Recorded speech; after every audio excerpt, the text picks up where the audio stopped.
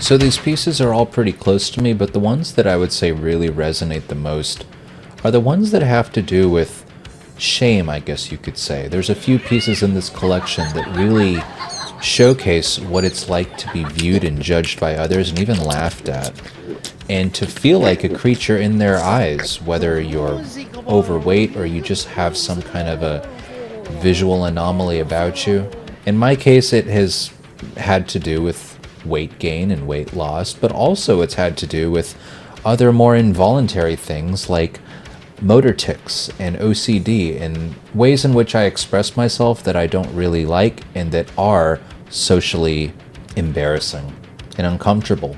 And I have been stared at in my life for doing various things like twitching my eyes and moving my face around in weird, unexpected ways, in ways that I can't really control because it's something called motor tics, maybe Tourette's, although that isn't an official diagnosis. I have, throughout the course of my life, struggled with various involuntary body movements. And I've seen people stare at me because of it, and it's always a really awful feeling to get stared at when you do things like that, because you know it looks weird, you know it's shocking, and you know you can't do anything about it. So in a way, it's a sentence that was kind of forced on me, and I kind of just have to live with. And during these moments of getting stared at, I do feel like a creature, kind of like somebody on display, a freak show, somebody who doesn't really have it all together. I wanted to create a body of work that really effectively, visually shows what this experience is like to be stared at and felt othered by the society around you.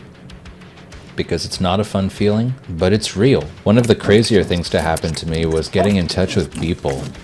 Sometime last year, Beeple found my work somehow, and he started following me on every platform and was trying to get a hold of me. He would message me on, I think, X and Instagram. He eventually text messaged me, and at first I didn't think it was him. I'm like, no, this can't be Beeple. What are you talking about?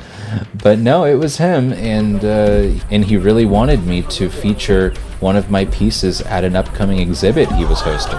And I was just so flattered. I'm like, hell yeah, I'll do it. So I made a few pieces for him. I submitted it to his team, and they got featured in the exhibit, and it was super cool. I flew out to South Carolina to be there in person and to meet him and see it, and it was just crazy. It was a fever dream, super surreal from start to finish. And our friendship continued after that. We would text back and forth and just hop on calls sometimes. Crazy to think of the year that I've had. But that's also what led me to Fellowship. I was introduced to Fellowship through Beeple, and I'm just super stoked on this whole NFT journey. This is just so freaking cool to me. And it's the type of thing I've always wanted. I've been looking for a way to break into the NFT space for a while now. I've even had prospective buyers reach out to me on places like X, trying to buy pieces from me. And I've just kind of been holding out because I really wanted to find the right fit and for it to make the most amount of sense for me as an artist. And that's why I'm so happy that Fellowship came along and finally gave me that opportunity.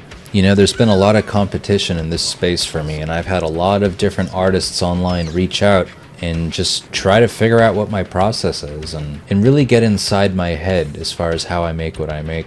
I've had a lot of knockoffs, a lot of people that have stolen my work and reposted it on their pages, which is never too fun, but it's very common when you grow to a certain point online. And in a way it is flattering. But the point is, a lot of people seem to be after my type of style. And I have a lot of people who are inspired by my style who have started pages in a similar vein. Some of them get a little too close to my style though, and I have to kind of let them know that. But clearly what I've created has spread like wildfire and has resonated to the point where people are willing to just flat out repost and steal my work. But I think that's what's so special about the whole NFT space, is that I can now finally permanently mint some of these works so that they are unmistakably tied to me as the author. And I think that's a pretty cool thing. So thank you, Fellowship. Thank you to everyone who's considering participating in this auction. I am so thrilled and honored that you would choose to purchase my work as an NFT. It's been a long road here, but I think I arrived just in time.